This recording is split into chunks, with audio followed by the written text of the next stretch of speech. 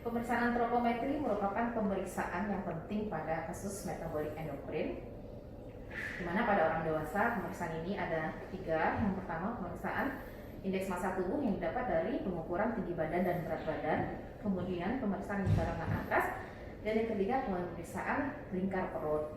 Nah, untuk melakukan pemeriksaan ini kita membutuhkan alat-alat. Yang pertama, meteran, dimana kita nanti menggunakan satuan sentimeter.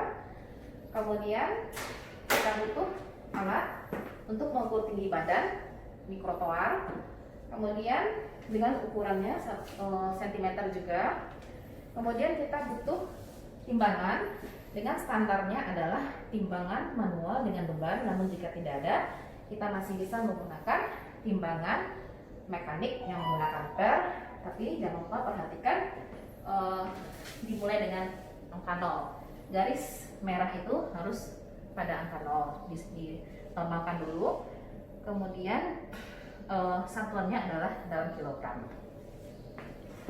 Nah, pertama, sebelum kita melakukan pengukuran tinggi badan dan berat badan, tentu kita jelaskan tujuan kita melakukan pemeriksaan ini kepada pasien. Tadi sudah kita jelaskan bahwa tujuannya ini untuk mencari adanya kemungkinan gangguan metabolik pada pasien. Kemudian persiapannya, kita seperti biasa cuci tangan dulu. Cuci tangan dengan alkohol atau hand scrub.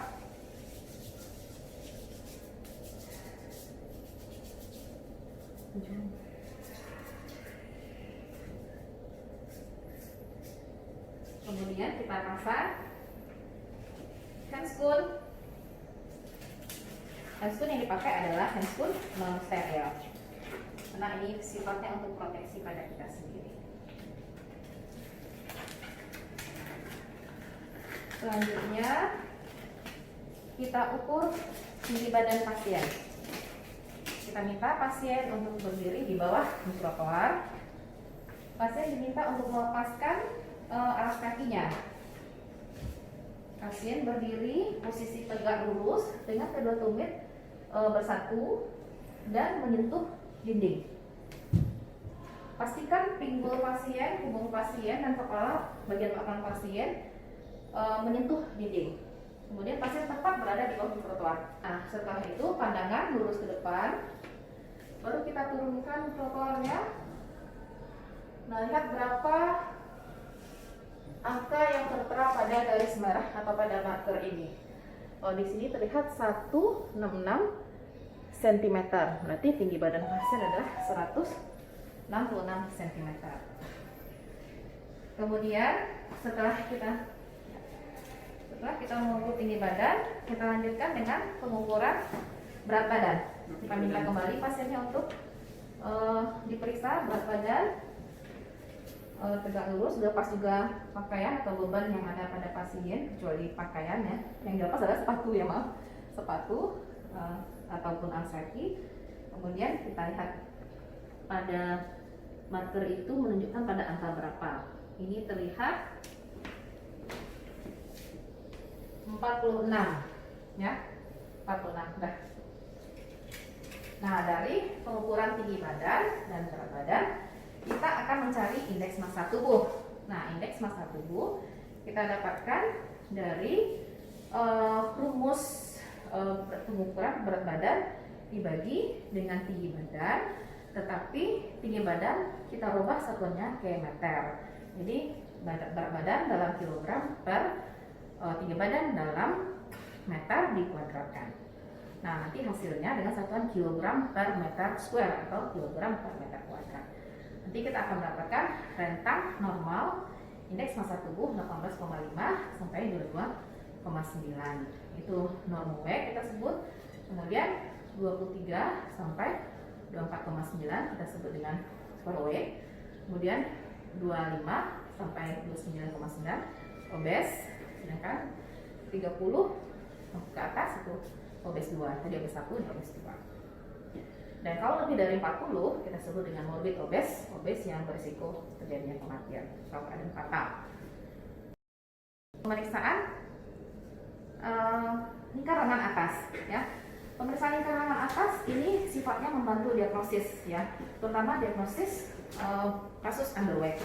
Nah, cara pemeriksaan ini pasien diminta untuk duduk dengan rileks, kemudian tanyakan kepada pasien dia apakah aktif menggunakan tangan kanan ataupun tangan kiri. Jika dia aktif tangan kanan, maka kita akan lakukan pemeriksaan di lengan yang tidak aktif, itu berarti di lengan kiri. Namun jika ada kelainan di lengan kiri, misalnya pasien dengan hemiparese misalnya, berarti artinya pasien berisiko dengan atrofi otot, kita tidak bisa memeriksa di tempat yang tidak aktif. Jadi terpaksa kita melakukan pemeriksaan di tempat yang aktif. Nah, jadi kita tanya di mana Fajri tangannya yang biasa aktif? Kanan. Nah, berarti kita bisa melakukan pengukuran di lengan kiri. Nah, pasien minta duduk rileks, kemudian lengannya juga rileks ya, tidak boleh tegang karena nanti akan ada kontraksi otot mempengaruhi pengukuran. Jadi rileks dengan posisi fleksi. Kemudian kita minta pasien untuk mengangkat lengannya sampai ke atas. Bisa tidak?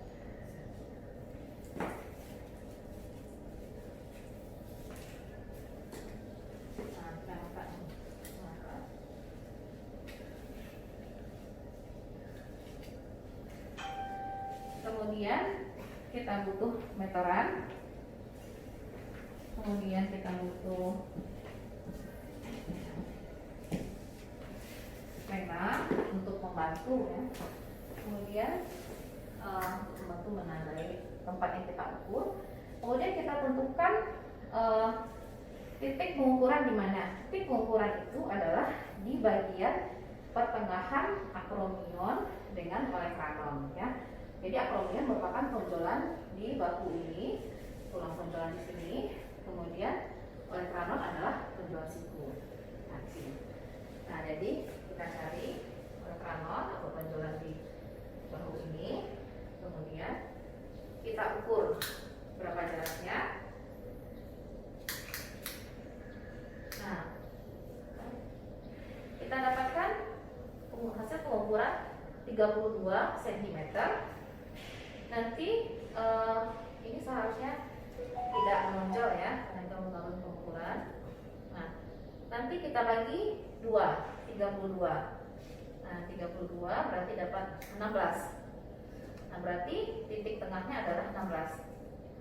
Nah, kita tandai. Baru kita ukur.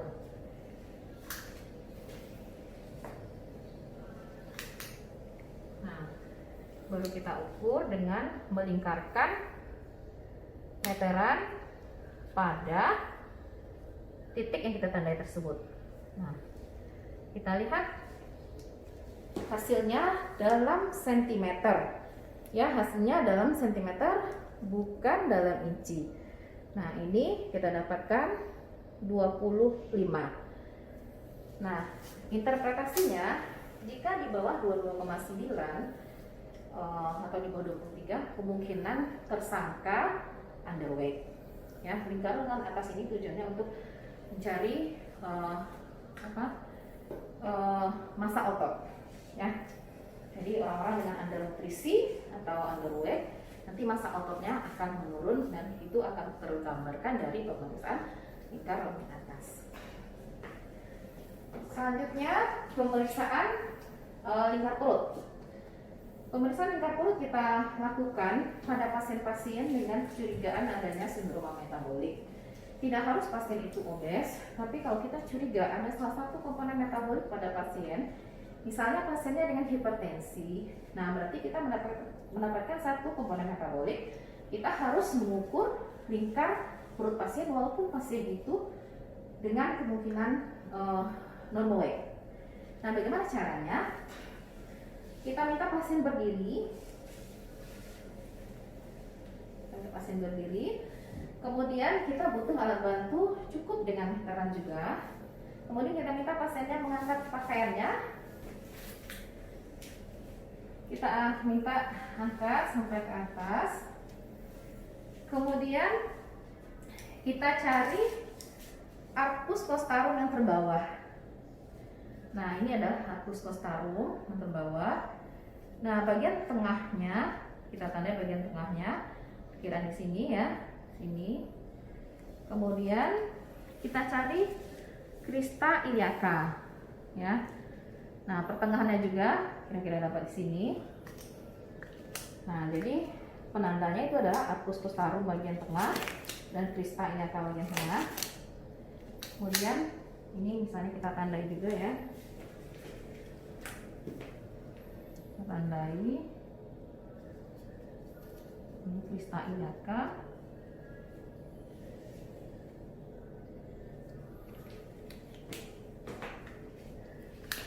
Kita ukur jarak antara arcus costarum tadi dengan crista iliaca, tegak lurus. Ini dapat 10,5 cm. Berarti kita bagi 2 berarti 5,25. Nah, di sini lebih kurang. Ini tadi kita tandai juga.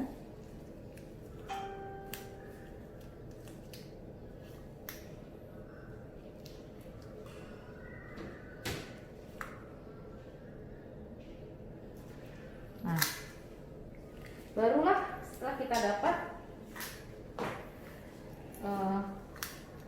bagian tengah antara arcus costarum dengan crista iliaca, baru kita ukur lingkar perut pasien. Biasanya kalau orang tidak ada gangguan abdomen, misalnya tidak ada sites misalnya ya, atau tumor, biasanya itu sejajar dengan umbilikus ya. Nah, jadi mungkin untuk simpel atau sederhananya bisa kita ukur dengan ada sejajar dengan umbilikus tadi. Nah, ini coba kita buktikan. Ya, sama ya, sejajar ya. Ini sejajar dengan umbilikus dari titik tadi, sejajar. Nah, baru kita lihat berapa hasilnya. Ini hasilnya 69 cm, satuannya cm ya. Nah, normalnya kalau untuk penduduk Asia, kalau laki-laki di bawah 90 cm, sedangkan perempuan di bawah 80 cm.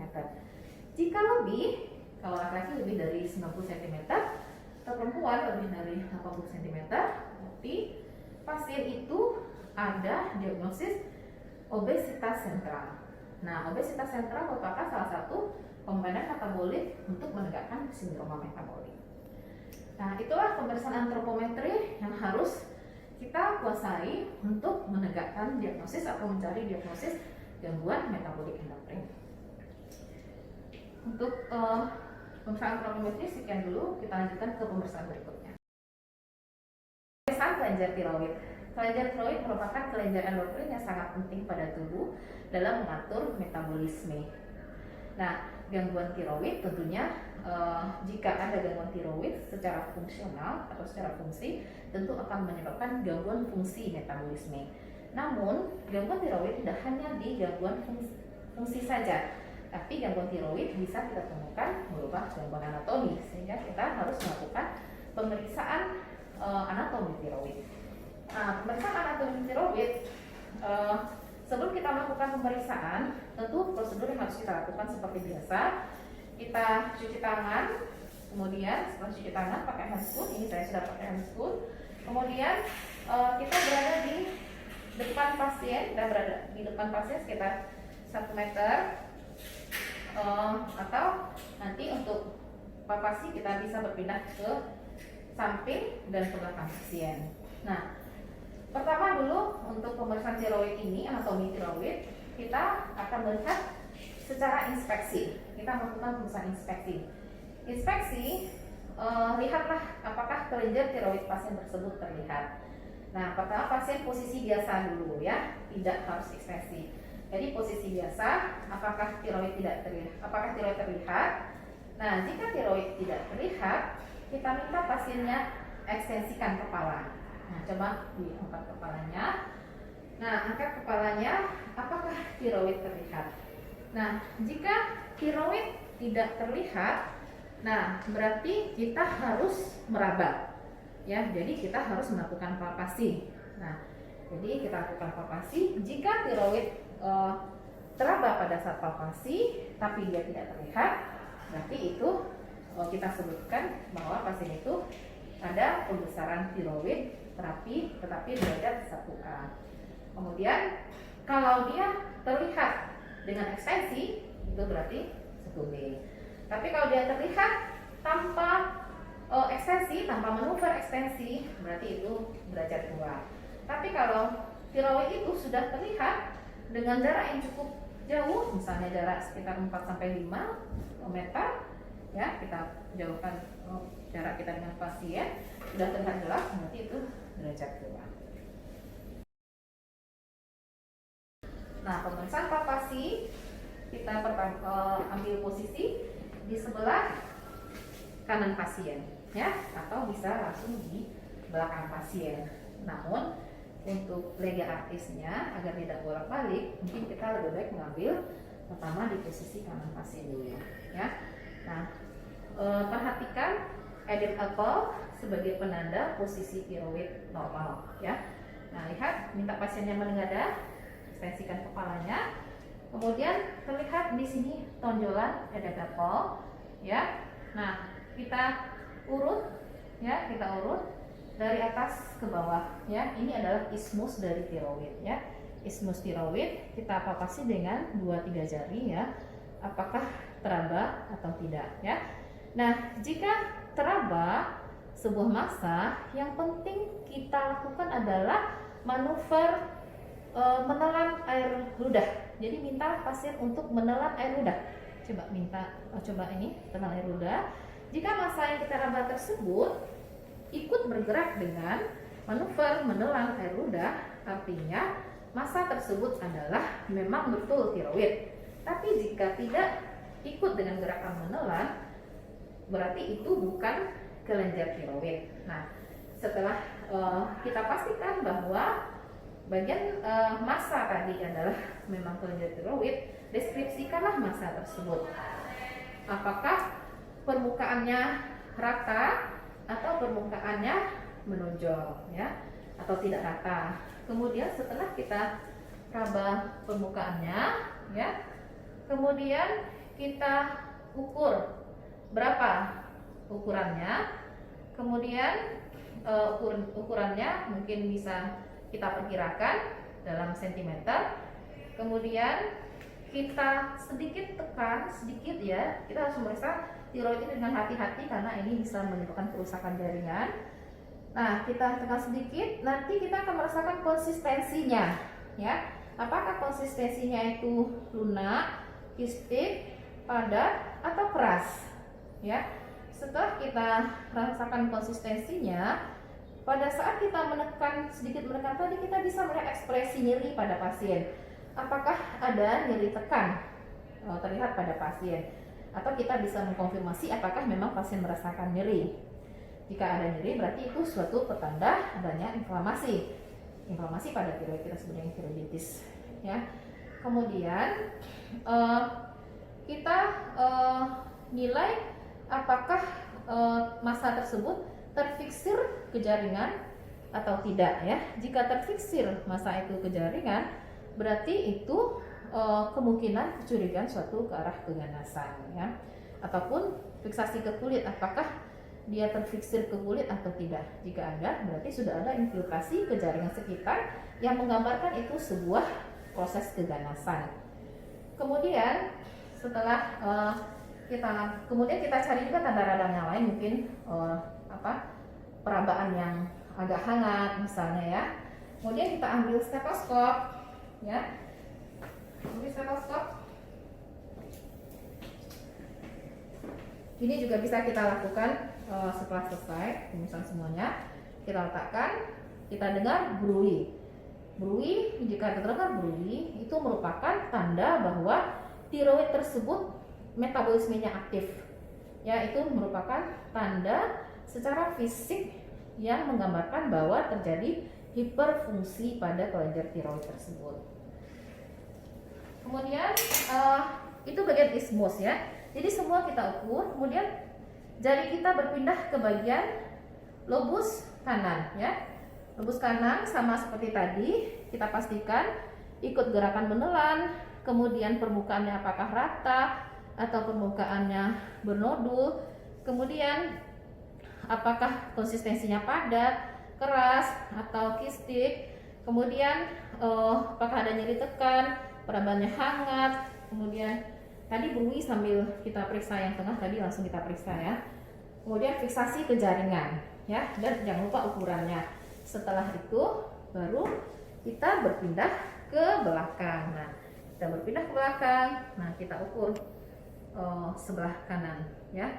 Itu teknik pertama, tapi kita bisa juga langsung dari depan, dari belakang, cari Adam apple, ismusnya, deskripsikan permukaan yang tadi, konsistensi, ada nyeri tekan atau tidak, fiksasi ke jaringan, ukurannya, kemudian berpindah ke lateral ya, lateral seperti itu.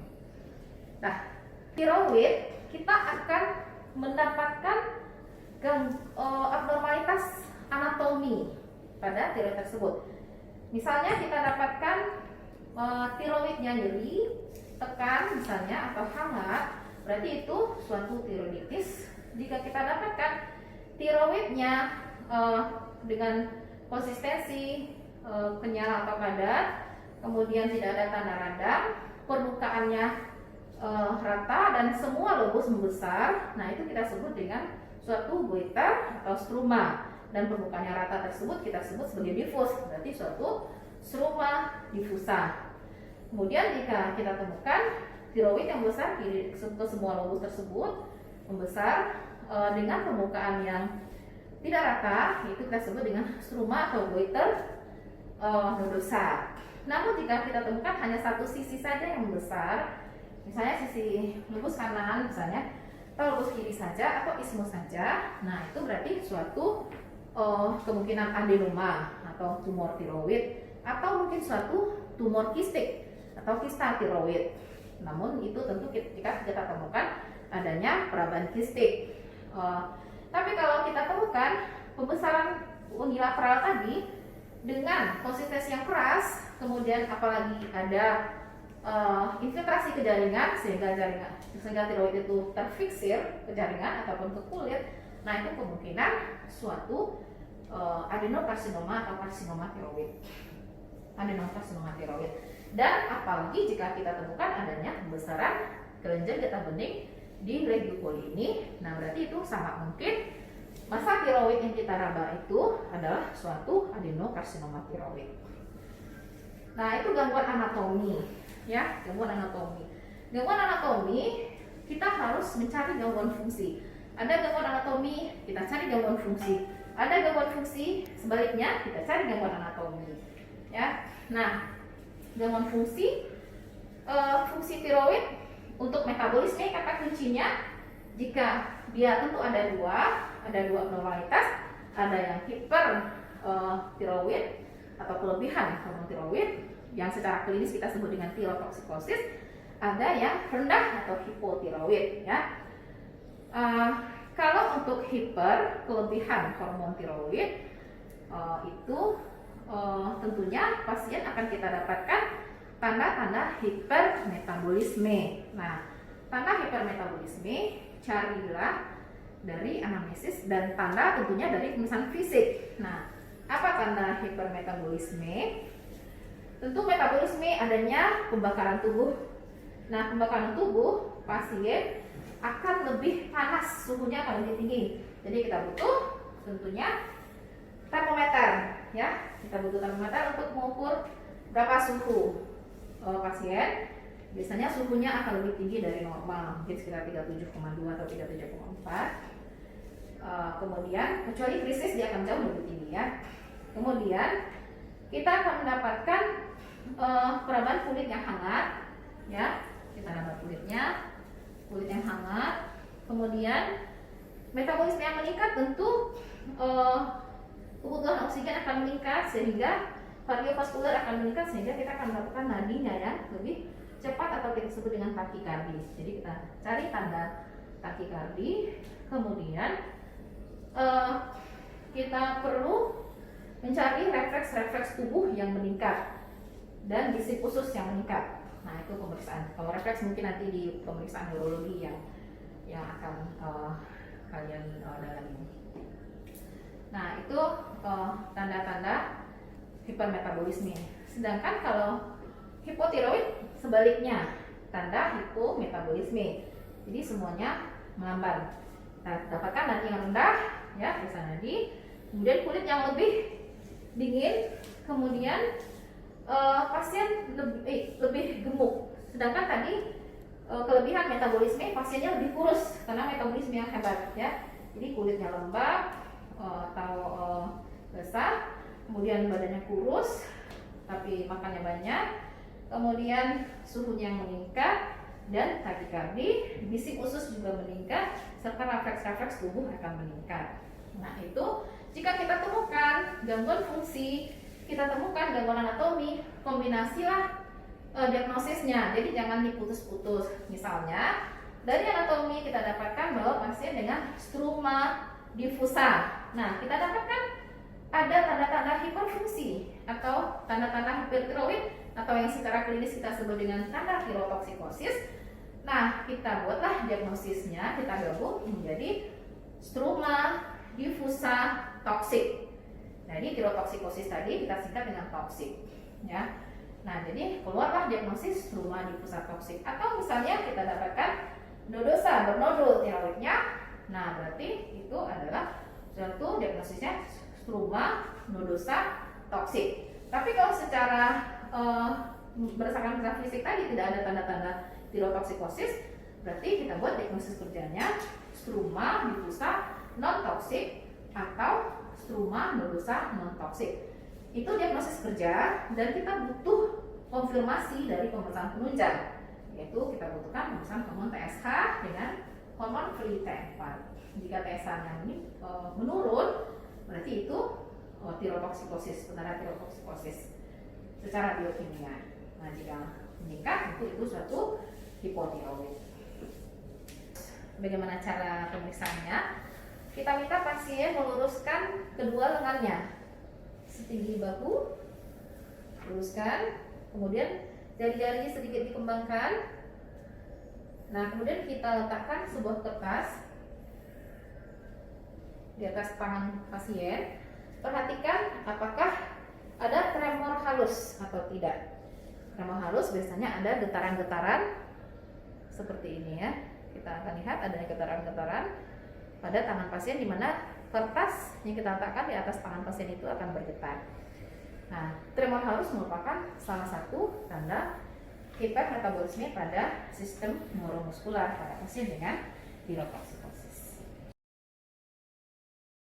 Reduksi urin.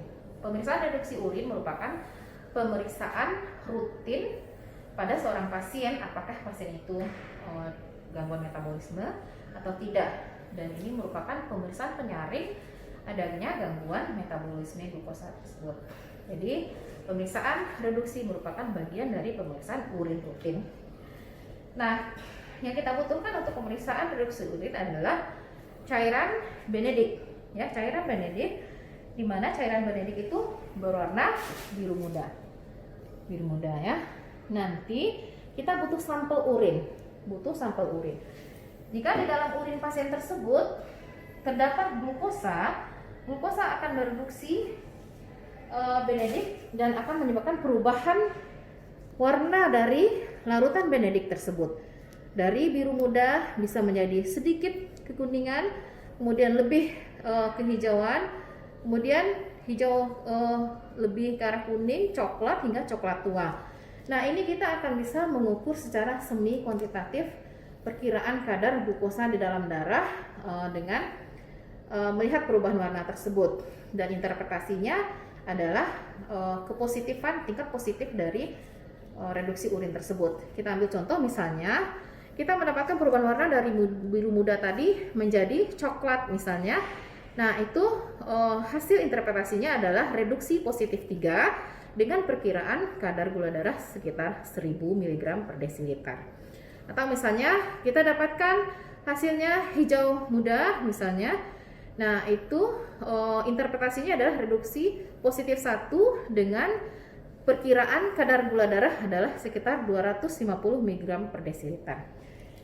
Nah, larutan Benedict itu disederhanakan dalam bentuk strip, ya, dalam bentuk strip. Ini stripnya. Jadi kita butuh alat bantu strip Benedict. Ini warna awalnya biru muda. Nah, sederhana sekali pemeriksaannya. Kita cuma butuh strip yang mengandung larutan Benedict ini. Kemudian kita ambil sampel. Ini contohnya adalah sampel urin pasien yang glukosanya normal. Kita ambil, kita celupkan sekitar tidak lama ya, sebentar saja. Kita tunggu sekitar 1 menit. Ya. Nah, kita ambil lagi sampel berikutnya, sampel urin berikutnya. Ini untuk perbandingan ya.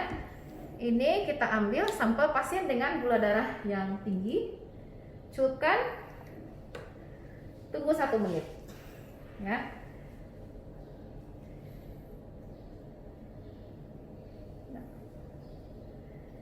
Kita lihat perubahannya.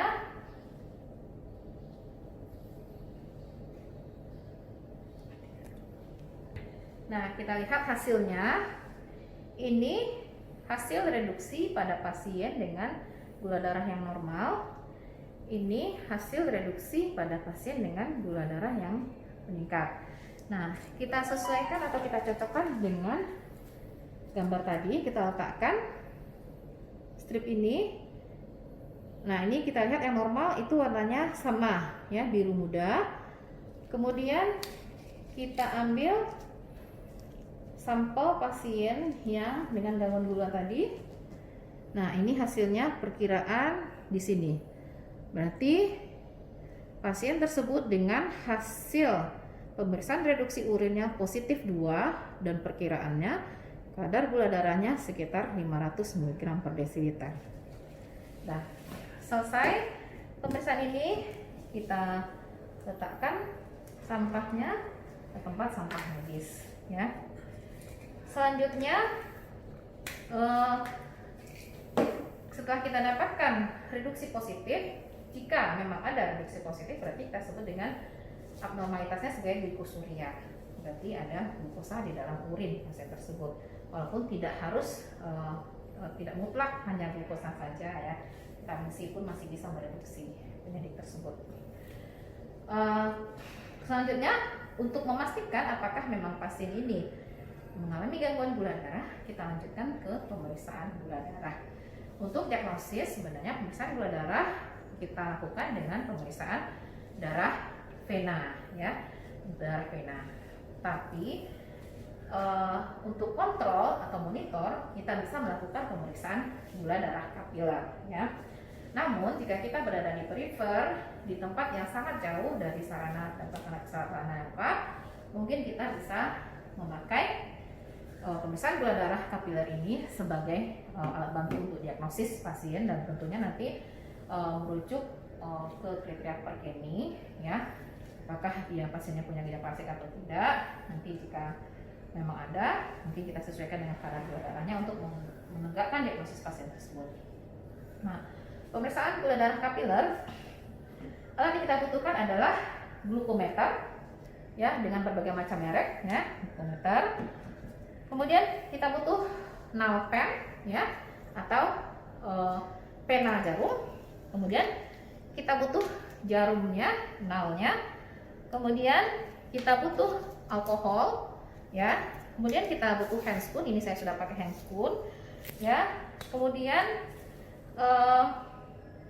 kita butuh strip ya, strip glukometer, strip glukosa ya, strip glukosa untuk mengukur gula darah tersebut. Dan pastikan bahwa stripnya sesuai dengan merek, misalnya mereknya GlucoDR, nah nanti stripnya itu GlucoDR juga. Kalau ini mungkin kurang pas ya.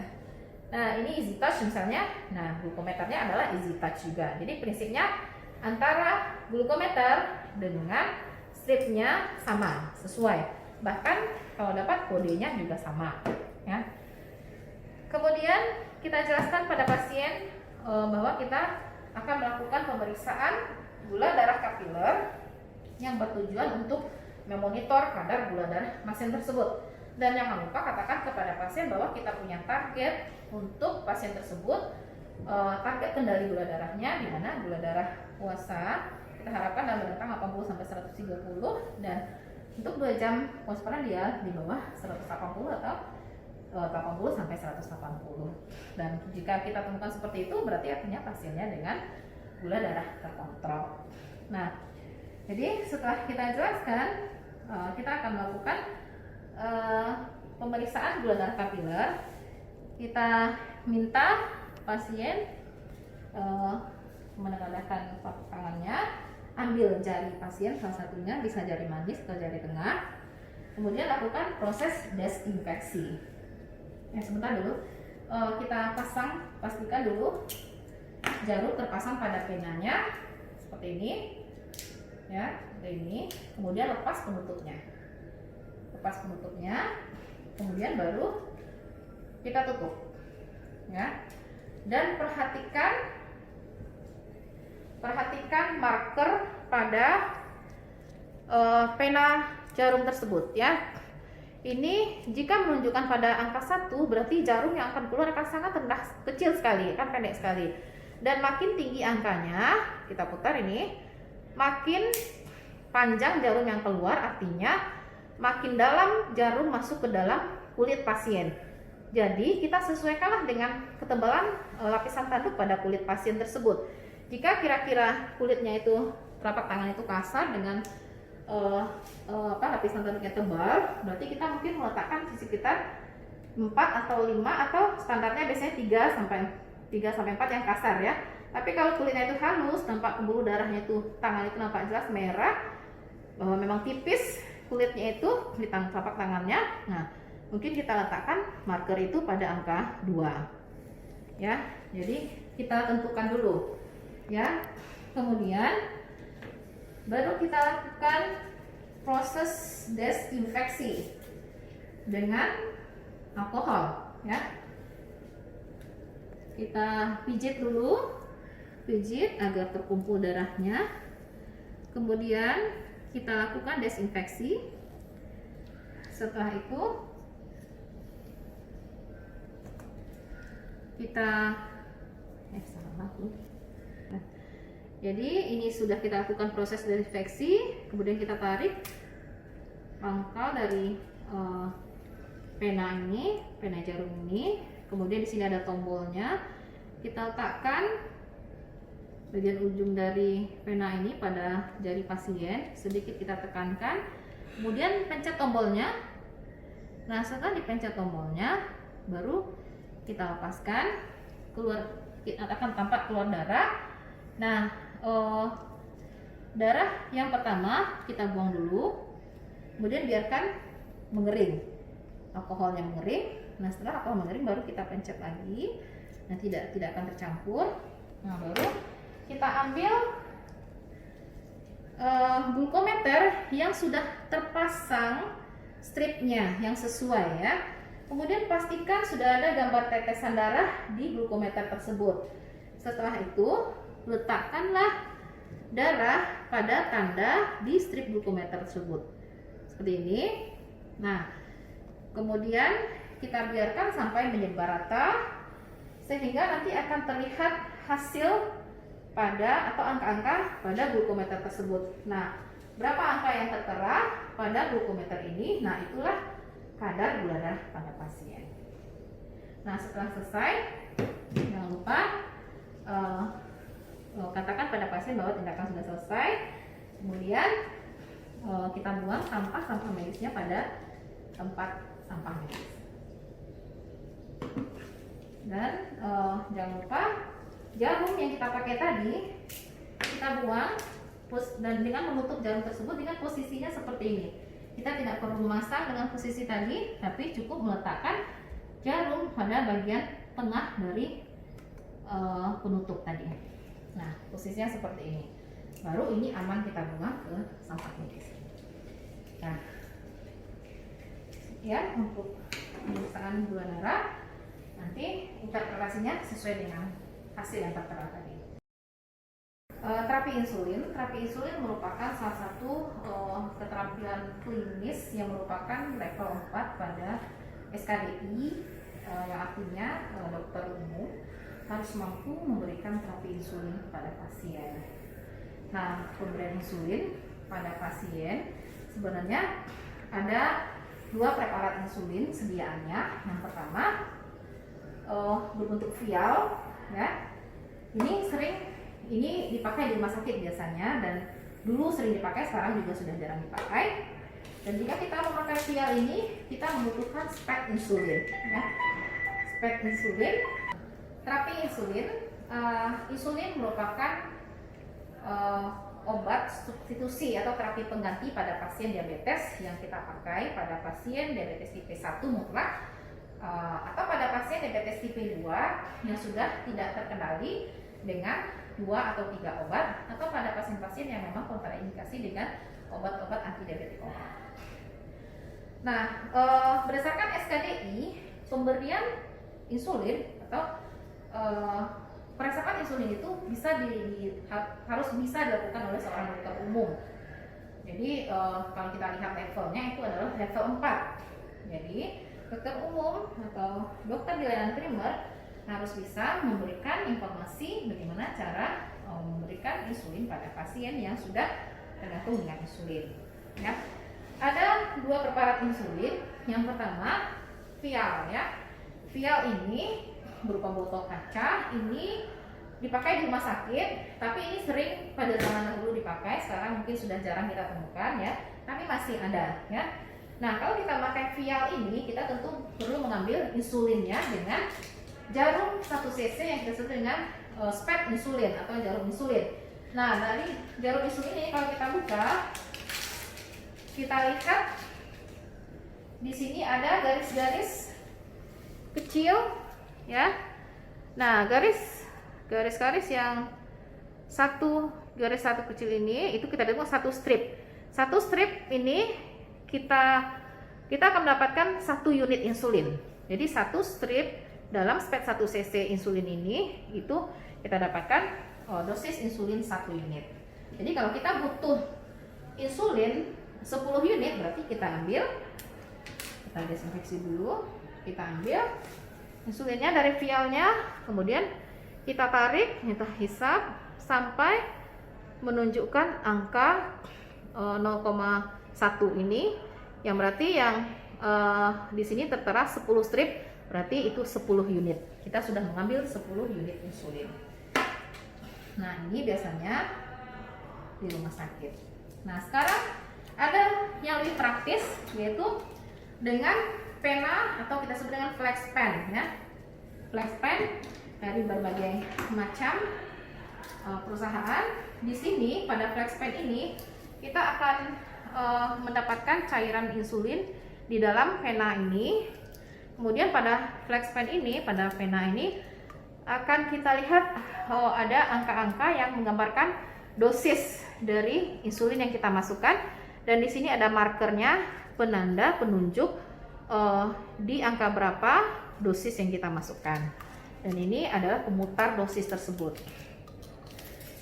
Nah, kita lihat ini contohnya. Nah, ini markernya, ini angka-angkanya. Nah, kita putar sampai berapa dosis yang kita butuhkan. Dia bisa sampai 300 karena jumlah insulin yang berada dalam pena ini maksimal 300 unit. Nah, sebelum kita memberikan insulin, pastikan dulu bahwa flex pen ini, pena insulin ini sudah terpasang dengan jarum mikronya, ya. Jadi kita meresepkan jarum mikro untuk insulin tersebut. Nah, kita pasang erat sampai tidak bisa diputar lagi. Kemudian kita buka.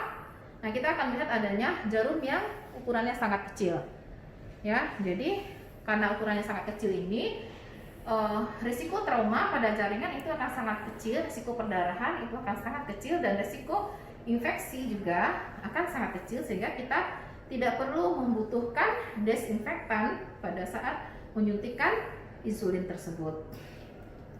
Nah, eh, sebelum kita menyuntikkan insulin ini, kita menentukan di mana posisi kita menyuntikkan. Direkomendasikan itu di daerah yang banyak jaringan lemaknya, karena pemberian insulin ini kita memberikan insulin ini dengan harapan penyerapan yang lambat. Tentunya kita berikan di daerah sukutan ya. Nah, itu di sekitar umbilikus, bisa dimanapun ya, kita putar-putar setiap harinya, atau bisa di deltoid ya, atau bisa di vastus lateral ya, atau bisa di gluteus ya. Tapi yang lebih gampangnya itu adalah di area yang luas, itu adalah di abdomen, di sekitar umbilikus pasien. Tidak harus sekitar 3 cm atau apapun, yang jelas di abdomen, di sekitar umbilikus yang ada jaringan lemak. Jadi tujuan kita masukkan ke subkutan. Nah, sebelum kita suntikan, kita kocok dulu ya, kita putar, mengocok seperti ini. Kemudian kita ambil berapa dosisnya, putar, misalnya 10. Nah, ini markernya harus pada angka 10. Kemudian kita buka. Nah, ini kita buka. Setelah kita buka, kita suntikan tegak lurus. Suntikan, kemudian pencet bagian atas sampai marker tadi kembali ke angka 0. Nah, setelah dia kembali ke angka 0, artinya cairan insulin yang berada pada flex pen tersebut sudah masuk ke dalam jaringan pasien. Kemudian tunggu dulu 6 detik, kemudian baru ditarik ya. Jadi setelah kita suntikan, tunggu 6 detik dulu, tidak boleh ditarik langsung. Nah, setelah itu jelaskanlah pada pasien bahwa pemberian insulin tentu tujuannya tentu untuk mengontrol gula darahnya, namun ada risiko komplikasi hipoglikemi. Nah, nanti jelaskan pada pasien bagaimana tanda-tanda dan gejala hipoglikemi.